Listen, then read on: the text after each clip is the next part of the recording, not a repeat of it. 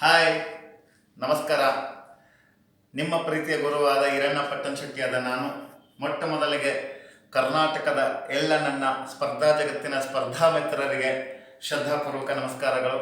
Dear friends, ನನ್ನ ಪ್ರಾಕೃತಿಕ ಭೂಗೋಳಶಾಸ್ತ್ರದ ಅಧ್ಯಯನ 18 ಈಗ ನಿಮಗೆ ಈ ವಿಡಿಯೋ ಮೂಲಕ ಅಪ್ಲೋಡ್ ಮಾಡಲು ಬಂದಿದ್ದೇನೆ ಸ್ನೇಹಿತರೆ. ನನ್ನ ಈ ತರಗತಿಯನ್ನು ಮೊದಲ ಬಾರಿಗೆ ವೀಕ್ಷಿಸ್ತಾ ಇರುವಂಥ ಏನಾದರೂ ಆಗಿದ್ದರೆ ಸಬ್ಸ್ಕ್ರೈಬ್ ಮಾಡೋದನ್ನು ಮರೆಯೋಕ್ಕೆ ಹೋಗಬೇಡಿ.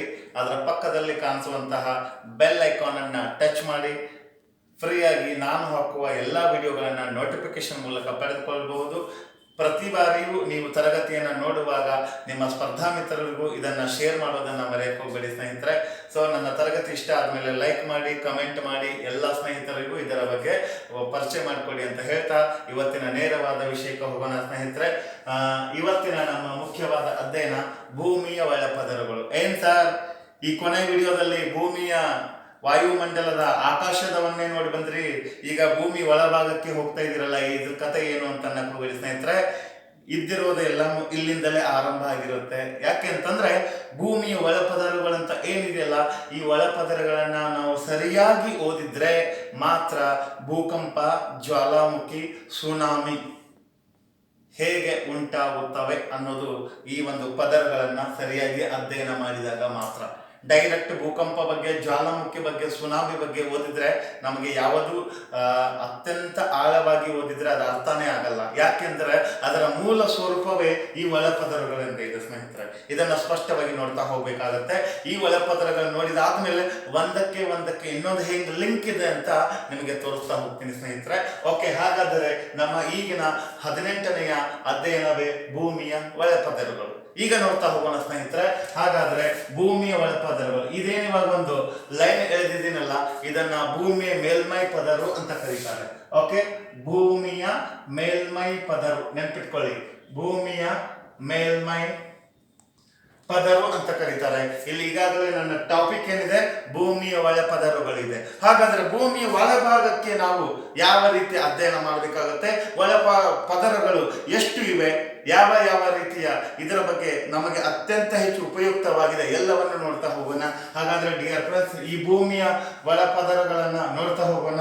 ಇದು ಭೂಮಿಯ ಮೇಲ್ಮೈ ಪದರ ಸ್ನೇಹಿತರೆ. ಹಾಗಾದರೆ ಇಲ್ಲಿ ನಾವು 3 ರೀತಿಯ ಒಳಪದರಗಳನ್ನು ನೋಡ್ತೀವಿ. The structure of the earth ಅಂತ ಕರೀತಾರೆ. ಭೂಮಿಯ ಒಳಪದರಗಳ ಸಂಯೋಜನೆ the structure of the earth ಅಂತ ಕರೀತಾರೆ. ಇಲ್ಲಿ ನಂಬರ್ 1 ನೋಡ್ತಾ ಹೋಗಿ ಸ್ನೇಹಿತರೆ. 3 ಪದರಗಳನ್ನ ನೋಡ್ತೀವಿ ಸ್ನೇಹಿತರೆ ನಾವು. ಹಾಗಾದ್ರೆ ಯಾವ್ಯಾವ ಅಂತ ನೋಡೋಣ ಸ್ನೇಹಿತರೆ. ಇಲ್ಲಿ ನೋಡಿ ತೋರಿಸ್ತಾ ಇದ್ದೀನಿ. ಈ ಭಾಗವನ್ನ ನಾವು ಶಿಲಾಗೋಳ ಅಂತ ಕರಿತೀವಿ, ಈ ಭಾಗವನ್ನು ನಾವು ಮಿಶ್ರಗೋಳ ಅಂತ ಕರಿತೀವಿ, ಈ ಭಾಗವನ್ನು ನಾವು ಕೇಂದ್ರಗೋಳ ಅಂತ ಕರಿತೀವಿ. ಕೇಂದ್ರಗೋಳ ನೆನ್ಪಿಟ್ಕೊಳ್ಳಿ, ಶಿಲಾಗೋಳ, ಮಿಶ್ರಗೋಳ, ಕೇಂದ್ರಗೋಳ ಅಂತ ಕರಿತೀವಿ. ಇಂಗ್ಲಿಷ್ ನಲ್ಲಿ ಹೇಳ್ತೀನಿ ಕೇಳಿ ಸ್ನೇಹಿತರೆ. ಇದು ಲಿಥೋಸ್ಪಿಯರ್, ಇದು ಪೈರೋಸ್ಪಿಯರ್, ಇದು ಬೈರೋಸ್ಪಿಯರ್. Crust, mantle, core. ಶಿಲಾಗೋಳ, ಮಿಶ್ರಗೋಳ, ಕೇಂದ್ರಗೋಳ, ಲಿಥೋಸ್ಪಿಯರ್, ಪೈರೋಸ್ಪಿಯರ್, ಬೈರೋಸ್ಪಿಯರ್. ಇವು ಭೂಮಿಯ ವಾಯುಮಂಡಲದಲ್ಲಿ ನಾವು 5 ಪದರಗಳನ್ನ ಹೆಂಗ ನೋಡಿದ್ವೋ, ಭೂಮಿಯ ಒಳಭಾಗಕ್ಕೂ ಸಹ ಇಲ್ಲಿ 3 ಪದರಗಳನ್ನ ನೋಡ್ಬೇಕಾಗತ್ತೆ. ಭೂಕಂಪ, ಜ್ವಾಲಾಮುಖಿ, ಸುನಾಮಿ ಅರ್ಥ ಆಗ್ಬೇಕು ಅಂತಂದ್ರೆ ಈ ಒಂದು ಭೂಮಿಯ ಒಳಪದರಗಳನ್ನ ಒಂದೊಂದು ಜಾತಕ ಬಿಡಿಸ್ತಾ ಹೋಗ್ತೀನಿ, ಅಬ್ಸರ್ವೇಷನ್ ಮಾಡ್ತಾ ಹೋಗಿ ಸ್ನೇಹಿತರೆ. ಓಕೆ, ಹಾಗಾದ್ರೆ ನಂಬರ್ 1 ತಗೊಳ್ಳೋಣ, ಲಿಥೋಸ್ಪಿಯರ್ ಅಥವಾ ಶಿಲಾಗೋಳ. ಓಕೆ, ಲಿಥೋಸ್ಪಿಯರ್ ಅಥವಾ ಶಿಲಾಗೋಳ, ಇದ್ರ ಬಗ್ಗೆ ಮಾಹಿತಿ ಹೇಳ್ತಾ ಹೋಗ್ತೀನಿ. ಇಲ್ಲಿ ನೋಡ್ತಾ ಹೋಗಿ ಸ್ನೇಹಿತರೆ. ಹಾಗಾದರೆ ಅಲ್ಲಿ ನಾವು ವಾಯುಮಂಡಲ ನೋಡ್ತಿರ್ಬೇಕಾದ್ರೆ ಭೂಮಿಯ ಮೇಲ್ಮೈ ಭಾಗದಿಂದ ಎಲ್ಲವೂ ಎಷ್ಟು ಕಿಲೋಮೀಟರ್ ಎತ್ತರದಲ್ಲಿ ಇದಾವೆ ಅಂತ ನೋಡ್ತಾ ಹೋಗಿದ್ವಿ. ಹಾಗಾದರೆ ಈಗ ನಮ್ಮ ಈ ಭೂಮಿಯ ಮೇಲ್ಮೈ ಭಾಗದಿಂದ ಒಳಭಾಗದ 1ನೇ ಪದರ ಯಾವುದು? ಶಿಲಾಗೋಳ. ಭೂಮಿಯ ಒಳಪದರಗಳಲ್ಲಿ 1ನೇ ಪದರು ಯಾವುದು? ಶಿಲಾಗೋಳವು ಭೂಮಿಯ ಮೇಲ್ಮೈ ಭಾಗದಿಂದ ಒಳಭಾಗಕ್ಕೆ ಎಷ್ಟು ಕಿಲೋಮೀಟರ್ ವ್ಯಾಪಿಸಿದೆ ಅಂತ ಕೇಳ್ತಾರೆ ಸ್ನೇಹಿತರೆ. 60 ಕಿಲೋಮೀಟರ್ ವ್ಯಾಪಿಸಿದೆ. ನೆನ್ಪಿಟ್ಕೊಳ್ಳಿ, 60 ಕಿಲೋಮೀಟರ್ ವ್ಯಾಪಿಸಿದೆ. ಹಾಗಾದರೆ ಡಿಯರ್ ಫ್ರೆಂಡ್ಸ್, ಇದು ಸಾಗರದ ಭೂಮಿ ಸಮುದ್ರ ಸಾಗರದ ಕೆಳಗಡೆಯೂ ಸಹ ನಮ್ಮ ಭೂಮಿ ಇದೆ ಅಲ್ವಾ. ಆ ಸಂದರ್ಭದಲ್ಲಿ ಭೂಮಿಯ ಒಳಭಾಗದ 1ನೇ ಪದರಾದ ಶಿಲಾಗೋಳವು ಎಷ್ಟು ಕಿಲೋಮೀಟರ್ ಭೂಮಿಯ ಒಳಭಾಗಕ್ಕೆ ವ್ಯಾಪಿಸಿದೆ ಅಂತ ಕೇಳ್ತಾರೆ. 5 ಕಿಲೋಮೀಟರ್ ವ್ಯಾಪಿಸಿದೆ. ನೆನ್ಪಿಟ್ಕೊಳ್ಳಿ, 5 ಕಿಲೋಮೀಟರ್ ವ್ಯಾಪಿಸಿದೆ ಸ್ನೇಹಿತರೆ. ಅಷ್ಟೇ ಅಲ್ಲದೆ ಇಲ್ಲಿ ನಮ್ಗೆ ಇನ್ನೊಂದು ಹೇಳೋಕೆ ಹೊರಟಿರೋದು ಏನಪ್ಪಾ ಅಂತಂದ್ರೆ, ಈ ಶಿಲಾಗೋಳ ಅಂತ ಏನಿದೆಯಲ್ಲ, ಇಲ್ಲಿರುವ ಖನಿಜಗಳ ಆಧಾರದ ಮೇಲೆ ಶಿಲಾಗೋಳವನ್ನ 2 ಭಾಗಗಳಾಗಿ ವಿಂಗಡಿಸಲಾಗಿದೆ. ಆ 2 ಭಾಗಗಳು ಯಾವ್ಯಾವು ಅಂತ ನೋಡ್ತಾ ಹೋಗ್ಬೇಕಾಗುತ್ತೆ. ಹಾಗಾದ್ರೆ ಇಲ್ಲಿ ನಂಬರ್ 1 ನೋಡ್ಬೇಕು, ಸೀಮಾ ಅಂತ ಕರಿತೀವಿ. ಒಂದು ಸಿಯಾಲ್ ಅಂತ ಕರಿತೀವಿ, ಎರಡನೇದು ಸೀಮಾ ಅಂತ ಕರಿತೀವಿ ಸ್ನೇಹಿತರೆ. ಸಿಯಾಲ್ ಮತ್ತು ಸೀಮಾ ಎಂಬ 2 ಖನಿಜಗಳ ವಲಯವನ್ನ ನಾವು ಇಲ್ಲಿ ನೋಡ್ತೀವಿ ಸ್ನೇಹಿತರೆ. ಏನ್ ಸರ್ ಸಿಯಾಲ್ ಅಂತಂದ್ರೆ ಸಿಲಿಕಾನ್ ಮತ್ತು ಅಲ್ಯೂಮಿನಿಯಂ ಖನಿಜಾಂಶಗಳಿಂದ ಕೂಡಿರುವ ವಲಯವೇ ಸಿಯಾಲ್ ಅಂತ ಕರಿತೀವಿ ಸ್ನೇಹಿತರೆ. ತಿಳಿತಲ್ವಾ? ಓಕೆ. ಈ ಸೀಮಾ ಸಿಲಿಕಾನ್ ಮತ್ತು ಮ್ಯಾಗ್ನೀಷಿಯಂ ಖನಿಜಾಂಶಗಳಿಂದ ಕೂಡಿರುವ ವಲಯ. ಸಿಯಾಲ್ ಇಲ್ಲಿ 2 ಪದರಗಳಂದ್ರಿ ಸರ್. ಭೂಮಿಯ ಮೇಲ್ಮೈ ಭಾಗದಿಂದ 5 ಕಿಲೋಮೀಟರ್ ನೋಡಿ, 0 ದಿಂದ 5 ಕಿಲೋಮೀಟರ್ ವರೆಗಿನ ಪ್ರದೇಶವನ್ನು ನಾವು ಏನಂತ ಕರಿತೀವಿ? ಸಿಯಾಲ್. ಸಿಲಿಕಾನ್ ಮತ್ತು ಅಲ್ಯೂಮಿನಿಯಂ ಖನಿಜಗಳಿಂದ ಕೂಡಿರುವ ಶಿಲಾಗೋಳದ 1ನೇ ಪದರು ಅದು. ಹಾಗಾದರೆ ಇಲ್ಲಿ ನೋಡಿ, 5 ರಿಂದ 60 ಕಿಲೋಮೀಟರ್ ವರೆಗಿನ ಪ್ರದೇಶವನ್ನು ಏನಂತ ಕರಿತೀವಿ ನಾವು? ಸೀಮಾ. ಸಿಲಿಕಾನ್ ಮತ್ತು ಮ್ಯಾಗ್ನೀಷಿಯಂ ಖನಿಜಗಳನ್ನ ಒಳಗೊಂಡಿರುವ ವಲಯ. ಹಾಗಾದ್ರೆ ಈ 2 ಪದರಗಳು ಎಲ್ಲಿಗೂ ಶಿಲಾಗೋಳದ್ದು. ನಂಬರ್ 1 ಇಲ್ಲಿ ಬರ್ದಿದ್ದೆ ನೋಡಿ ಸ್ನೇಹಿತರೆ, ಶಿಲಾಗೋಳದ ಮಾಹಿತಿ ಹೇಳ್ತಾ ಇದ್ದೀನಿ. ಹಾಗಾದರೆ ಇಲ್ಲಿ ಒಂದು ಸ್ಪಷ್ಟವಾಗಿ ನೋಡ್ತಾ ಹೋಗಿ, ಇಲ್ಲಿ ಏನಿದೆಯಲ್ಲ ಶಿಲಾಗೋಳದಲ್ಲಿ ಇದು ಮೇಲ್ಗಡೆದು ಸೀಮಾ ಅಂತ ಕರೀತಾರೆ, ಇದನ್ನ ಸಿಯಾಲ್ ಅಂತ ಕರೀತಾರೆ. ಹಾಗಾದ್ರೆ ನೆಕ್ಸ್ಟ್ ಇಲ್ಲಿ ಕರೀತಾರಲ್ಲ ಸೀಮಾ ಅಂತ ಕರೀತಾರೆ. ಈ ಸೀಮಾ ಮತ್ತು ಸಿಯಾಲ್ ಅಂತ ಕರೀತಾರೆ. ಇಲ್ಲಿ ಮತ್ತೆ ಪ್ರಶ್ನೆ ಕೇಳ್ತಾರೆ, ಭೂಮಿಯ ಒಳಭಾಗದ 1ನೇ ಪದರವಾದ ಶಿಲಾಗೋಳದಲ್ಲಿ 2 ಪದರಗಳಿವೆ, ಸಿಯಾಲ್ ಮತ್ತು ಸೀಮಾ ಎಂಬ 2 ಪದರಗಳನ್ನು ವಿಭಜಿಸುವ ರೇಖಾವಲಯ ಯಾವುದು? ಇದೆ ನೋಡಿ, ವಿಭಜಿಸುವ ರೇಖಾವಲಯ ಯಾವುದು ಅಂತ ಕೇಳ್ತಾರೆ ಸ್ನೇಹಿತರೆ. ಅದುವೇ ಕಾನ್ರಾಡ್ ಅಥವಾ ಕಾರ್ನಾಡ್ ಅಂತ ಕರೀತಾರೆ. ಕಾನ್ರಾಡ್ ಅಥವಾ ಕಾರ್ನಾಡ್, ಆ 2 ವಿಭಜಿಸುವಂತಹ ಒಂದು ವಲಯ. ಡಿಯರ್ ಫ್ರೆಂಡ್ಸ್, ಇಲ್ಲಿ ಒಂದು ವಿಚಾರ ಸ್ಪಷ್ಟವಾಗಿ ನೆನ್ಪಿಟ್ಕೋಬೇಕಾಗತ್ತೆ ನೀವು. ಏನಪ್ಪಾ ಅಂತಂದ್ರೆ, ಇವು 3 ಶಿಲೆಗಳಿಂದ ಕೂಡಿದೆ. ಶಿಲಾಗೋಳ ಅಂತ ಯಾಕೆ ಹೆಸರಿಟ್ಟಿದ್ದಾರೆ? 3 ಶಿಲೆಗಳಿಂದ ಕೂಡಿದೆ. ಅಗ್ನಿಶಿಲೆ, ಜಲಜ ಶಿಲೆ, ರೂಪಾಂತರ ಶಿಲೆ.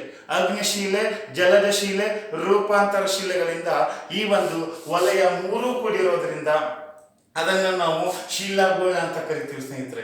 ಇದು ಭೂಮಿಯ ಒಳಭಾಗದ ಮೊಟ್ಟ ಮೊದಲ ಪದರ ಆಗಿರುವಂತಹ ಶಿಲಾಗೋಳದ ಸಂಪೂರ್ಣ ಒಂದು ಮಾಹಿತಿ. Okay, 1 second pass.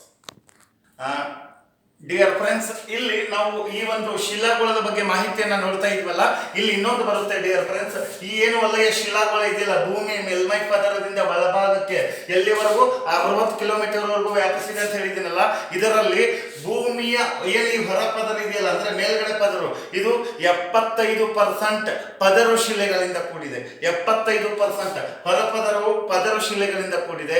ಇಡೀ ಸಂಪೂರ್ಣ ಈ ಒಂದು 60 ಕಿಲೋಮೀಟರ್ ಏರಿಯಾವನ್ನ ಎಲ್ಲಾ ಪರಿಗಣಿಸುವುದಾದರೆ 95% ಅಗ್ನಿಶಿಲೆಗಳಿಂದ ಈ ಶಿಲಾಗೋಳ ಇರೋದನ್ನ ನೋಡ್ತೀವಿ ಸ್ನೇಹಿತರೆ. ಹಾಗಾದ್ರೆ ಇಲ್ಲಿ ಮತ್ತೊಂದು ಇಂಪಾರ್ಟೆಂಟ್ ಮಾಹಿತಿ ಹೇಳ್ತೀನಿ ನೋಡಿ. ಶಿಲಾಗೋಳ ಇಲ್ಲಿಂದ ಬಂದು ಇಲ್ಲಿಗೆ ಎಂಡ್ ಆಗುತ್ತೆ. ಇಲ್ಲಿಂದ ಆರಂಭ ಆಗೋದು ಯಾವುದು? ಮಿಶ್ರಗೋಳ ಅಂತ ನಿಮ್ಗೆ ಹೇಳಿದ್ದೆ ನಾನು, 2ನೇ ಗೋಳ. ಹಾಗಾದರೆ ಶಿಲಾಗೋಳದ ಅಂತ್ಯ ಮತ್ತು ಮಿಶ್ರಗೋಳದ ಆರಂಭವನ್ನು ವಿಭಜಿಸುವ ರೇಖಾವಲಯ ಯಾವುದು ಅಂತ ಕೇಳ್ತಾರೆ. ಮೊಹೋವಿಜಿಕ್ ಡಿಸ್ಕಂಟಿನ್ಯೂಟಿ ಅಥವಾ ಮೊಹೋ ವಿಭಜನಾ ವಲಯ ಅಥವಾ ಮೊಹೋವಿಜಿಕ್ ಡಿಸ್ಕಂಟಿನ್ಯೂಟಿ. ಈಗಾಗಲೇ ಸಿಯಾಲ್ ಮತ್ತು ಸೀಮಾ ಅನ್ನು ವಿಭಜಿಸುವ ರೇಖಾವಲಯ ಯಾವುದು? ಕಾನ್ರಾಡ್ ಅಥವಾ ಕಾರ್ನಾಡ್ ಆಗಿತ್ತಲ್ಲ, ಹಂಗ ಶಿಲಾಗೋಳ ಮತ್ತು ಮಿಶ್ರಗೋಳವನ್ನ ವಿಭಜಿಸುವ ರೇಖಾವಲಯವೇ ಮೊಹೋ ವಿಭಜನಾ ವಲಯ ಅಂತ ಕರೀತಾರೆ ಸ್ನೇಹಿತರೆ. ಇದು 1ನೇ ಪದರ ಆಗಿರೋ ಲಿಥೋಸ್ಪಿಯರ್ನ ಶಿಲಾಗೋಳ, ಅದರ ಬಗ್ಗೆ ಮಾಹಿತಿ ಕ್ರಸ್ಟ್ ಅಂತ ಕರೀತಾರೆ. ಅಷ್ಟೇ ಅಲ್ಲದೆ ಇದನ್ನ ನಾವು ಗಟ್ಟಿ ಪದರು, ಒಳಪದರು, ಹೊರಪದರು ಅಂತ ಹಲವಾರು ಹೆಸರುಗಳಿಂದ ಶಿಲಾಗೋಳ ಕರೀತಾರೆ. ಅಗ್ನಿಶಿಲೆ, ಜಲಜ ಶಿಲೆ, ಪದರ ಶಿಲೆ, ಮೂರು ಶಿಲೆಗಳ ಸಾಮ್ರಾಜ್ಯವನ್ನೇ ಒಳಗೊಂಡಿರೋದ್ರಿಂದ ಇದು ಶಿಲಾಗೋಳ ಅಂತ ಕರೀತಾರೆ. ಹಾಗಾದ್ರೆ ಈಗ ಎರಡನೇ ಗೋಳಕ್ಕೆ ಹೋಗೋಣ ಸ್ನೇಹಿತರೆ. ಭೂಮಿಯ ಒಳಭಾಗದ ಎರಡನೇ ಪದರಕ್ಕೆ ಹೋಗೋಣ. ಈಗಾಗಲೇ ಶಿಲಾಗೋಳ ನೋಡಿದೀವಿ. ಇಲ್ಲಿ ನೋಡಿ ಸ್ನೇಹಿತರೆ, ಇದೆಯಲ್ಲ ಎರಡನೇ ಪದರು, ಇದನ್ನ ಮಿಶ್ರಗೋಳ ಅಂತ ಕರಿತೀವಿ. ಎರಡನೇ ಗೋಳ ಇದು ಯಾವುದು? ಮಿಶ್ರಗೋಳ ಅಂತ ಕರೀತಾರೆ. ಇದು ಭೂಮಿಯ ಮೇಲ್ಮೈ ಭಾಗದಿಂದ ಭೂಮಿಯ ಒಳಭಾಗಕ್ಕೆ, ಭೂಮಿಯ ಮೇಲ್ಮೈ ಭಾಗದಿಂದ ಭೂಮಿಯ ಒಳಭಾಗಕ್ಕೆ ಟೋಟಲ್ ಎಷ್ಟು ಕಿಲೋಮೀಟರ್ ಇದೆಪ್ಪ ಅಂತಂದ್ರೆ ಮಿಶ್ರಗೋಳದ ಇಲ್ಲಿ ಬರೀತಾನೆ ಹೆಡ್ಲೈನ್ ಹಾಕಿ, ಮಿಶ್ರಗೋಳ ನಂಬರ್ 2 ನೋಡಿ ಇಲ್ಲಿ ಬರೀತಾರೆ ಸ್ನೇಹಿತರೆ. ಈ ಮಿಶ್ರಗೋಳ ಭೂಮಿಯ ಮೇಲ್ಮೈ ಭಾಗದಿಂದ, ಮೇಲ್ಪದರು ಇದೆಯಲ್ಲ ಅಲ್ಲಿಂದ ಒಳಭಾಗಕ್ಕೆ 2900 ಕಿಲೋಮೀಟರ್ ವರೆಗೆ, ನೆನ್ಪಿಟ್ಕೊಳ್ಳಿ, 2900 ಕಿಲೋಮೀಟರ್ ವರೆಗೆ ವ್ಯಾಪಿಸಿರುವಂತಹ ಒಂದು ಪದರು. ತಿಳಿತಲ್ವಾ? 2900 ಕಿಲೋಮೀಟರ್ ವರೆಗೆ ವ್ಯಾಪಿಸಿರುವಂತಹ ಒಂದು ಪದರು ಮಿಶ್ರಗೋಳ. ಬಟ್ ಇಲ್ಲಿ ಏನಾಗಿದೆಪ್ಪ ಅಂತಂದ್ರೆ ಇನ್ನೊಂದು ವಿಶೇಷತೆ, ಇಲ್ಲಿ ಪ್ರತಿ 100 ಮೀಟರ್ ಒಳ ಹೋದಂತೆ 1 ಡಿಗ್ರಿ ಉಷ್ಣಾಂಶ ಹೆಚ್ಚಾಗುತ್ತೆ. ಇಲ್ಲಿ ಒಂದು ಹೇಳೋದು ವಿಶೇಷ ಮತ್ತೆ ನಾನು, ಈ ಒಂದು ಶಿಲಾಗೋಳ ಇದೆಯಲ್ಲ ಇಲ್ಲಿ ಪ್ರತಿ 32 ಮೀಟರ್ ಒಳ ಹೋದಂತೆ 1 ಡಿಗ್ರಿ ಉಷ್ಣಾಂಶ ಹೆಚ್ಚಾಗುತ್ತೆ. ಆ ವಾಯುಮಂಡಲದ ಅಧ್ಯಯನ ನೋಡ್ತಿರ್ಬೇಕಾದ್ರೆ ಪರಿವರ್ತನಾ ಮಂಡಲದಲ್ಲಿ ಪ್ರತಿ 165 ಮೀಟರ್ ಮೇಲಕ್ಕೆ ಹೋದಂತೆ 1 ಡಿಗ್ರಿ ಉಷ್ಣಾಂಶ ಕಡಿಮೆ ಆಗ್ತಿತ್ತು. ಆದರೆ ಭೂಮಿಯ ಒಳಪದರಗಳಲ್ಲಿ 1ನೇ ಪದರಾದ ಈ ಶಿಲಾಗೋಳದಲ್ಲಿ ಪ್ರತಿ 32 ಮೀಟರ್ ಒಳ ಹೋದಂತೆ 1 ಡಿಗ್ರಿ ಉಷ್ಣಾಂಶ ಹೆಚ್ಚಾಗುತ್ತದೆ. ಅದೇ ರೀತಿ 2ನೇ ಪದರಾಗಿರುವಂತಹ ಮಿಶ್ರಗೋಳದಲ್ಲಿ ಪ್ರತಿ 100 ಮೀಟರ್ ಒಳ ಹೋದಂತೆ 1 ಡಿಗ್ರಿ ಉಷ್ಣಾಂಶ ಹೆಚ್ಚಾಗುತ್ತದೆ. 100 ಮೀಟರ್ ಒಳ ಹೋದಂತೆ 1 ಡಿಗ್ರಿ ಉಷ್ಣಾಂಶ ಹೆಚ್ಚಾಗುತ್ತೆ ಸ್ನೇಹಿತರೆ. ಆದರೆ ಇಲ್ಲಿ ಯಾವುದೇ ಖನಿಜಗಳ ಸಮೂಹ ಇದೆ, ಆದರೆ ವಿಭಾಗ ಮಾಡಿಲ್ಲ. ಅಲ್ಲಿ ಹೆಂಗ ಸಿಯಾಲ್ ಮತ್ತು ಸೀಮಾ ವಿಭಾಗ ಮಾಡಿದ್ರಲ್ಲ ಆ ರೀತಿ ಇಲ್ಲಿ ಯಾವುದೇ ರೀತಿಯ ವಿಭಾಗಗಳಿಲ್ಲ. ಇಲ್ಲಿ ಎಕ್ಸೋಗೈಟು, ಪೈರೋಸೈಟು, ಕಬ್ಬಿಣ, ಅಲ್ಯೂಮಿನಿಯಂ, ಮ್ಯಾಂಗನೀಸು ಇವೆಲ್ಲ ಖನಿಜಗಳ ಸಮೂಹ ಇದೆ. ಆದರೆ ಇಲ್ಲಿ ಯಾವುದೇ ರೀತಿಯ ಸಿಯಾಲ್, ಸೀಮಾ ರೀತಿ ಪ್ರತ್ಯೇಕವಾದಂತಹ ಪದರುಗಳನ್ನು ಡಿವೈಡ್ ಮಾಡಲಾಗಿಲ್ಲ. ಈಗಲೇ ಹೇಳ್ತಾ ಇದ್ದೀನಿ ಸ್ನೇಹಿತರೆ.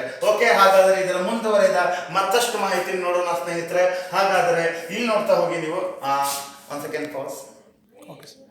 ಇಲ್ಲಿ ನಾವು ಏನ್ ಮಾಡ್ಬೇಕಪ್ಪ ಅಂತಂದ್ರೆ ಇಲ್ಲಿ ಕರೆಕ್ಟ್ ಆಗಿ ಒಂದು ಸ್ಪಷ್ಟವಾಗಿ ನೋಡ್ಕೊಳ್ಳಿ ಸ್ನೇಹಿತರೆ. ಈ ಒಂದು ಇದರಲ್ಲಿ ಎಷ್ಟು ಈ ಒಂದು ಇಲ್ಲಿ ಎಂಡ್ ಆಗೋದು ಯಾವುದು? ಶಿಲಾಗೋಳ. ಇಲ್ಲಿಂದ ಇಲ್ಲಿ ಇರೋದು ಯಾವ್ದಪ್ಪ ಅಂತಂದ್ರೆ ಮಿಶ್ರಗೋಳ, ಹೌದಲ್ವಾ? ಇದರಲ್ಲಿ 60 ರಿಂದ 200 ಕಿಲೋಮೀಟರ್ ವರೆಗಿನ ಪ್ರದೇಶವನ್ನು 60 ರಿಂದ 200 ಕಿಲೋಮೀಟರ್ ವರೆಗಿನ ಪ್ರದೇಶವನ್ನು ಎಸ್ತನೋಸ್ಫಿಯರ್ ಅಂತ ಕರೀತಾರೆ. ಎಸ್ತನೋಸ್ಫಿಯರ್ ಬರೀತೀನಿ ನೋಡಿ ಇಲ್ಲಿ, ಎಸ್ತನೋಸ್ಫಿಯರ್ ಅಂತ ಕರೀತಾರೆ. 200 ಕಿಲೋಮೀಟರ್ ನಿಂದ 2900 ಕಿಲೋಮೀಟರ್ ವರೆಗಿನ ಪ್ರದೇಶವನ್ನು ನಾವು ಮೀಸೋಸ್ಫಿಯರ್ ಅಲ್ಲ, ಅಲ್ಲಿ ವಾಯುಮಂಡಲದಲ್ಲಿ 3ನೇ ಮಂಡಲ ಮಧ್ಯಂತರ ಮಂಡಲ ಬರುತ್ತಲ್ಲ ಅದು ಮೀಸೋಸ್ಫಿಯರ್, ಇದು ಮೆಸೋಸ್ಫಿಯರ್ ಅಂತ ಕರೀತಾರೆ. ಇಲ್ಲಿ ನೋಡಿ ಮೆಸೋಸ್ಫಿಯರ್ ಅಂತ ಕರೀತಾರೆ ಸ್ನೇಹಿತರೆ. ಇಲ್ಲಿ ಇನ್ನೊಂದು ಹೇಳ್ಬೇಕಪ್ಪ ಅಂತಂದ್ರೆ ಈ ಎಸ್ತನೋಸ್ಫಿಯರ್ 60 ರಿಂದ 200 ಕಿಲೋಮೀಟರ್ ಇದೆಯಲ್ಲ ಇದನ್ನ ಅಪ್ಪರ್ ಮ್ಯಾಂಟಲ್ ಝೋನ್ ಅಂತ ಕರೀತಾರೆ. ಇದನ್ನ 200 ರಿಂದ 2900 ಕಿಲೋಮೀಟರ್ ವರೆಗಿನ ಪ್ರದೇಶವನ್ನು ಲೋವರ್ ಮ್ಯಾಂಟಲ್ ಝೋನ್ ಅಂತ ಕರೀತಾರೆ ಸ್ನೇಹಿತರೆ. ಇದು ಇದರ ಬಗ್ಗೆ ಇರುವಂತಹ ಸಂಪೂರ್ಣ ಮಾಹಿತಿ. ಈಗಲೇ ಹೇಳ್ತಾ ಇದ್ದೀನಿ, ಶಿಲಾಗೋಳದಲ್ಲಿ ಪ್ರತಿ 32 ಮೀಟರ್ ಒಳ ಹೋದಂತೆ 1 ಡಿಗ್ರಿ ಉಷ್ಣಾಂಶ ಹೆಚ್ಚಾಗುತ್ತದೆ. ಈ ವಲಯದಲ್ಲಿ ಪ್ರತಿ 100 ಮೀಟರ್ ಒಳ ಹೋದಂತೆ 1 ಡಿಗ್ರಿ ಉಷ್ಣಾಂಶ ಹೆಚ್ಚಾಗುತ್ತೆ ಅಂತ ಹೇಳಿದ್ದೇನೆ ಸ್ನೇಹಿತರೆ. ಅಷ್ಟೇ ಅಲ್ಲದೆ ಇಲ್ಲಿ ನೋಡಿ ಸ್ನೇಹಿತರೆ, ಶಿಲಾಗೋಳದ ಅಂತ್ಯ ಮತ್ತು ಮಿಶ್ರಗೋಳದ ಆರಂಭವನ್ನು ವಿಭಜಿಸುವ ರೇಖಾವಲಯ ಯಾವುದಾಗಿತ್ತು ಅಂತಂದ್ರೆ ಮೋಹೋ ವಿಭಜನಾ ವಲಯ ಆಗಿತ್ತು. ಅದೇ ರೀತಿ ಇಲ್ಲಿಂದ ಇಲ್ಲಿಯ ತನಕ ಮಿಶ್ರಗೋಳ ಮುಗಿತು. ಇಲ್ಲಿಂದ ಸ್ಟಾರ್ಟ್ ಆಗುತ್ತಲ್ಲ ಕೇಂದ್ರಗೋಳ. ಮಿಶ್ರಗೋಳದ ಅಂತ್ಯ ಮತ್ತು ಕೇಂದ್ರಗೋಳದ ಆರಂಭವನ್ನು ವಿಭಜಿಸುವ ರೇಖಾವಲಯ ಯಾವುದು ಅಂತ ಕೇಳ್ತಾರೆ. ಇಲ್ಲಿ ಬರೀತೀನಿ ನೋಡಿ ಸ್ನೇಹಿತರೆ, ಗುಟೆನ್ಬರ್ಗ್ ರೇಖಾವಲಯ. ಯಾವುದು? ಗುಟೆನ್ಬರ್ಗ್ ರೇಖಾವಲಯ. 1954ರಲ್ಲಿ ಸ್ವೀಡನ್ ದೇಶದ ಭೂಗರ್ಭ ಶಾಸ್ತ್ರಜ್ಞ ಗುಟೆನ್ಬರ್ಗ್ ಅವರು ಈ ರೇಖೆಯನ್ನ ಪತ್ತೆ ಹಚ್ಚಿದ್ರು. ಅದು ಮಿಶ್ರಗೋಳ ಕೇಂದ್ರಗೋಳದ ನಡುವಿನ ವಿಭಜಿಸುವ ರೇಖಾ, ಅಂದ್ರೆ ಒಂದು ಬೌಂಡ್ರಿ ಏರಿಯಾ ಅಂತ ಇದನ್ನ ನಾವು ಕರಿತೀವಿ ಸ್ನೇಹಿತರೆ. ಹಾಗಾದ್ರೆ ಈಗ ನಮ್ಮ ಮುಂದಿನ ಅಧ್ಯಯನದ ಭೂಮಿಯ ಒಳಪದರಗಳ ಮೂರನೆಯ ಕೊನೆಯ ಪದರ ಯಾವುದು ಅಂತ ನೋಡೋಣ ಸ್ನೇಹಿತರೆ. ಅದುವೇ ನಂಬರ್ 3. ಇಲ್ಲಿ ನೋಡಿ, ಅದುವೇ ನಂಬರ್ 3 ಬರುತ್ತೆ, ಕೇಂದ್ರಗೋಳ ಅಂತ ಬರುತ್ತೆ. ಓಕೆ, ಇಲ್ಲಿ ಬರೀತಿ ನೋಡಿ ಕೇಂದ್ರಗೋಳ. ಇದರ ಬಗ್ಗೆ ಮಾಹಿತಿಯನ್ನ ನೋಡೋಣ ಈಗ. ಕೇಂದ್ರಗೋಳ ಡಿಯರ್ ಫ್ರೆಂಡ್ಸ್, ಕೇಂದ್ರಗೋಳವು 2900 ಕಿಲೋಮೀಟರ್ ನಿಂದ, ಇಲ್ಲಿ ನೋಡಿ 2900 ಕಿಲೋಮೀಟರ್ ನಿಂದ 6371 ಕಿಲೋಮೀಟರ್ ವರೆಗೆ, 6371 ಕಿಲೋಮೀಟರ್ ವರೆಗೆ. ಅಂದ್ರೆ ಎಲ್ಲಿಂದ ಇದು ಮಿಶ್ರಗೋಳದ ಅಂತ್ಯದಿಂದ ಭೂಮಿಯ ಮೇಲ್ಮೈ ಭಾಗದಿಂದ ಡೈರೆಕ್ಟ್ ತಗೊಂಡ್ರೆ ಇಲ್ಲಿಂದ ಇಲ್ಲಿಯ ತನಕ ತಗೊಂಡ್ರೆ 6371 ಕಿಲೋಮೀಟರ್ ಇರುತ್ತೆ. ಈ ಕೇಂದ್ರಗೋಳದಲ್ಲಿ ಖನಿಜಗಳ ಸಮೂಹವನ್ನು ಒಳಗೊಂಡಿರುವಂತಹ ಒಂದು ವ್ಯವಸ್ಥೆಯನ್ನು ನೀಪೆ ಅಂತ ಕರೀತಾರೆ ಸ್ನೇಹಿತರೆ. ನಿಕ್ಕಲ್ ಮತ್ತು ಪೇರಸ್, ನೆನ್ಪಿಟ್ಕೊಳ್ಳಿ, ನಿಕ್ಕಲ್ ಮತ್ತು ಪೇರಸ್ ಅಂದ್ರೆ ಕಬ್ಬಿಣ, ಆ ಎಲ್ಲವನ್ನು ಒಳಗೊಂಡಿರೋ ಸಮೂಹಕ್ಕೆ ನೀಪೆ ಅಂತ ಕರೀತಾರೆ. ಅಲ್ಲಿ ಸಿಯಾಲ್ ಸೀಮಾ ಹೆಂಗ್ ಕರೆದಿದ್ವೋ ಇಲ್ಲಿ ನೀಪೆ ಅಂತ ಕರಿತೀವಿ. ಹಾಗಾದ್ರೆ ಡಿಯರ್ ಫ್ರೆಂಡ್ಸ್, ಇಲ್ಲಿಯೂ ಸಹ ಲೇಹಾಮ್ ಎನ್ನುವ ಒಬ್ಬ ವಿಜ್ಞಾನಿ ಏನ್ ಮಾಡಿದ್ದಾನೆ, ಈ ಒಂದು ಕೇಂದ್ರಗೋಳವನ್ನ 2 ಭಾಗ ಮಾಡಿದ್ದಾನೆ. ಒಂದು ಹೊರ ಕೇಂದ್ರಗೋಳ, ಇನ್ನೊಂದು ಒಳ ಕೇಂದ್ರಗೋಳ. ಹೊರ ಕೇಂದ್ರಗೋಳ, ಒಳ ಕೇಂದ್ರಗೋಳ 2 ಡಿವೈಡ್ ಮಾಡಿದ್ದಾನೆ. ಆ ಡಿವೈಡ್ ಮಾಡಬೇಕಾದ್ರೆ ವಿಭಜನಾ ವಲಯ ಯಾವುದೂ ಇಲ್ಲ ಇಲ್ಲಿ. ಆದರೆ ಆ ಡಿವೈಡ್ ಮಾಡಿರುವಾಗ ಇಲ್ಲಿ ನೋಡಿ 2900 ಕಿಲೋಮೀಟರ್ ನಿಂದ 6371 ಕಿಲೋಮೀಟರ್ ಈ ಏರಿಯಾದಲ್ಲಿ ಹೊರ ಕೇಂದ್ರಗೋಳ, ಒಳ ಕೇಂದ್ರಗೋಳ ಅಂತ ಡಿವೈಡ್ ಮಾಡಿದ್ದಾನೆ. ಇದರಲ್ಲಿ ಏನ್ ಮಾಡಿದಾನಪ್ಪ ಅಂತಂದ್ರೆ ಇಲ್ಲಿ ನೋಡಿ 2900 ಕಿಲೋಮೀಟರ್ ನಿಂದ 4980, 2900 ಕಿಲೋಮೀಟರ್ ದಿಂದ 4980 ಕಿಲೋಮೀಟರ್ ವರೆಗೆ ಇದನ್ನ ಹೊರ ಕೇಂದ್ರಗೋಳ ಅಂತ ಕರೆದಿದ್ದಾನೆ. ಅಷ್ಟೇ ಅಲ್ಲದೆ 4980 ಕಿಲೋಮೀಟರ್ ದಿಂದ 6371 ಕಿಲೋಮೀಟರ್ ವರೆಗಿನ ಪ್ರದೇಶವನ್ನು ಒಳ ಕೇಂದ್ರಗೋಳ ಅಂತ ಕರೆದಿದ್ದಾನೆ. ಸ್ನೇಹಿತರೆ, ಇಲ್ಲಿ ಇನ್ನೊಂದು ವಿಚಾರ ನೆನಪಿಟ್ಕೊಳ್ಳಿ. ಈ ಒಂದು ವಲಯದಲ್ಲಿ ಒತ್ತಡ ಮತ್ತು ಅಧಿಕ ಉಷ್ಣಾಂಶದಿಂದ ಶಿಲೆಗಳು ಕರಗುತ್ತವೆ. ಅಷ್ಟೇ ಅಲ್ಲದೆ ಈ ವಲಯದಲ್ಲಿ ಅಂದ್ರೆ ನಮ್ಮ ಈ ಕೇಂದ್ರಗೋಳದಲ್ಲಿ ಅತ್ಯಂತ ಹೆಚ್ಚು ಕಬ್ಬಿಣಗಳು ಕಂಡು ಬರ್ತಿರುತ್ತೆ. ಅಷ್ಟೇ ಅಲ್ಲದೆ 1500 ಡಿಗ್ರಿಗಿಂತ ಅತಿ ಹೆಚ್ಚು ಉಷ್ಣಾಂಶ ಈ ವಲಯದಲ್ಲಿ ಇರೋದು ಕಂಡು ಬರುತ್ತೆ. ನಮ್ಮ ಇದು ಯಾವ್ದಾದ್ರು ಅಲೆಗಳು ಬರ್ತವೆ ಭೂಕಂಪ ಆಗಬೇಕಾದ್ರೆ, ಅಡ್ಡ ಅಲೆಗಳು, ಮೇಲ್ಮೈ ಅಲೆಗಳು, ನೀಳ ಅಲೆಗಳು ಅಂತ ಬರ್ತವೆ.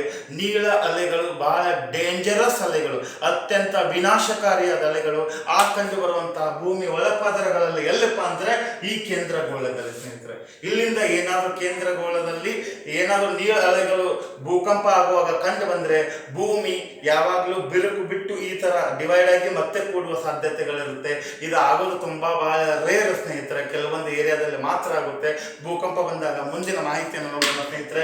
ಇಷ್ಟು ನೀವು ಓದಿದ್ರೆ ಭೂಕಂಪ, ಜ್ವಾಲಾಮುಖಿ, ಸುನಾಮಿ ಮೂರದ್ರ ಬಗ್ಗೆ ಮಾಹಿತಿ ಗೊತ್ತಾಗುತ್ತೆ ಸ್ನೇಹಿತರೆ, ತಿಳಿತಲ್ವಾ? ಅಷ್ಟೇ ಅಲ್ಲದೆ ಇಲ್ಲಿ ಶಿಲಾಗೋಳದಲ್ಲಿ 46% ಆಮ್ಲಜನಕ ಧಾತು ಇರೋದನ್ನ ನೋಡ್ತೀವಿ ನಾವು. ಆಮ್ಲಜನಕ 46% ಇರೋದನ್ನು ನೋಡ್ತೀವಿ ಸ್ನೇಹಿತರೆ. ಇದರ ಬಗ್ಗೆ ಸಂಪೂರ್ಣ ಮಾಹಿತಿಯನ್ನ ಇಷ್ಟು ನೀವು ಎಲ್ಲಾ ಸ್ಪರ್ಧಾತ್ಮಕ ಪರೀಕ್ಷೆಗಳಿಗೆ ಓದಿದ್ರೆ ಸಾಕು ಸ್ನೇಹಿತರೆ. ಈಗ ಮತ್ತೆ ಮುಂದಿನ ವಿಡಿಯೋದೊಂದಿಗೆ ಭೇಟಿಯಾಗ್ತೀನಿ. ಅಂತಹ ಕುತೂಹಲಕಾರಿ ವಿಡಿಯೋ ನಿಮಗೆ ತಲುಪಿಸುವ ಜವಾಬ್ದಾರಿ ನನ್ನದು. ಅಲ್ಲಿವರೆಗೂ ಕಾಯ್ತಾ ಇರಿ. ಇಲ್ಲಿಯವರೆಗೂ ಎಲ್ಲ ನನ್ನ ಅಧ್ಯಯನಗಳ ಒಂದು ಸಂಪೂರ್ಣ ಮಾಹಿತಿ ನಿಮಗೆ ದೊರಕ್ತಾ ಇದೆ. ಇನ್ನು ಕೆಲವೇ ದಿನಗಳಲ್ಲಿ ಪ್ರಾಕೃತಿಕ ಭೂಗೋಳಶಾಸ್ತ್ರದ ಅಧ್ಯಯನ ಮುಗಿಸಿಕೊಡುವ ಜವಾಬ್ದಾರಿ ನನ್ನದು ಸ್ನೇಹಿತರೆ. ಇಲ್ಲಿವರೆಗೂ ತುಂಬಾ ಲೇಟ್ ಆಗಿದ್ದಕ್ಕೆ ಕ್ಷಮೆ ಕೋರ್ತಾ ಇವತ್ತಿನ ಈ ಒಂದು ಭೂಮಿಯ ಒಳಪದರಗಳ ಒಂದು ಅಧ್ಯಯನ ಮುಗಿಸ್ತಾ ಇದ್ದೀನಿ. ಮತ್ತೆ ಮುಂದಿನ ವಿಡಿಯೋ ಬರುವವರೆಗೂ ಎಲ್ಲರಿಗೂ ಕೊನೆಯದಾಗಿ ಧನ್ಯವಾದ. ನಮಸ್ಕಾರ.